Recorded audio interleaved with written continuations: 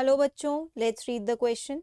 So the question over here says, if Messelson and Stahel's experiment is continued for 4 generations in bacteria, the ratio of N15 N15, N15 N14, N14 N14 containing DNA in the 4th generation would be.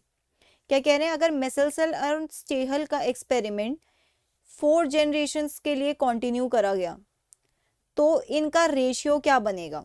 देखिए, इस experiment में हुआ क्या था कि पहले जो DNA था उसको ऐसे मीडिया में रखा जिसमें सिर्फ N15 था, तो इन दोनों ही स्ट्रैंड्स में N15 आ जाएगा।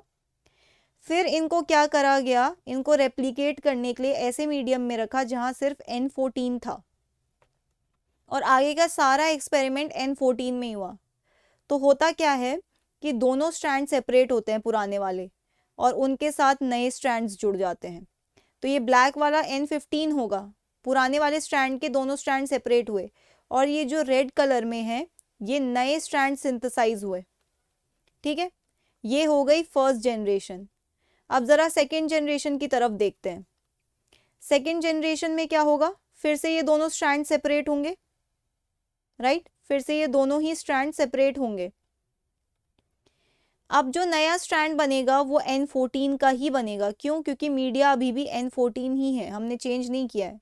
तो यहाँ पे देखिए, ये N15 है ब्लैक वाला, ये N14, N14, N14, ये N15, N14, N14 and N14। Okay, ये हो गई सेकेंड जनरेशन। अब ज़रा यहाँ से देखिए, आपने क्या किया, 1 से 2 बने, ये पहली जनरेशन, 2 से 4 बने, ये दूसरी जनरेशन, 4 से 8 बनेंगे, ये तीसरी जनरेशन, और 8 से 16 बनेंगे, कितनी, कौन सी जनरेशन होगी, ये होगी फोर्थ जनरेशन। तो by the time you are at the fourth generation you will have how many DNA molecules, 16, right, 16 DNA molecules होंगे। अब इस 16 डीएनए मॉलिक्यूल्स को ज़रा देखते हैं। पहले ज़रा सेकेंड जनरेशन को देखो, क्या पूरे सेकेंड जनरेशन में कोई भी N15 है? नहीं। अगर मैं इसकी बात करूं और इसकी बात करूं तो ये दोनों ही N15 N14 है, और बाकी अब जितने भी नए बनेंगे, क्योंकि ये मीडिया 14 वाला है, तो N14 N14 ही बनता रहेगा।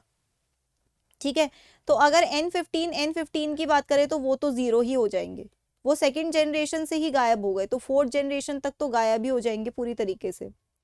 अब अगर मैं बात करूं N15 और N14 की, तो N15 और N14 हमेशा 2 ही रहेंगे इसके आगे। क्यों? ये वाला और ये वाला, क्यों हमेशा N15 और 14 2 ही रहेंगे? क्योंकि आपके N15 के 2 ही स्ट्रैंड्स हैं, N15 के और स्ट्रैंड्स ऐड ही नहीं हो रहे, तो ये हमेशा 2 ही रहेंगे। ओके, तो ये भी हो गए 2। अब देखिए, by the time you are at the fourth generation आपके पास 16 डीएनए मॉलिक्यूल है, 0 मॉलिक्यूल्स इस पे गए, 2 मॉलिक्यूल्स आपके इस पे चले गए, N15 और N14, तो N14 में कितने जाएंगे, 16 - 2 दैट इज 14। तो रेशियो क्या बनेगा, रेशियो बनेगा 0:2:14। आप इसको इस तरीके से भी लिख सकते हो, 0:1:7। So final answer would be option D, that is, final answer क्या है, option D, 0:1:7। So that's it for the question. I hope you understood it well. Best of luck.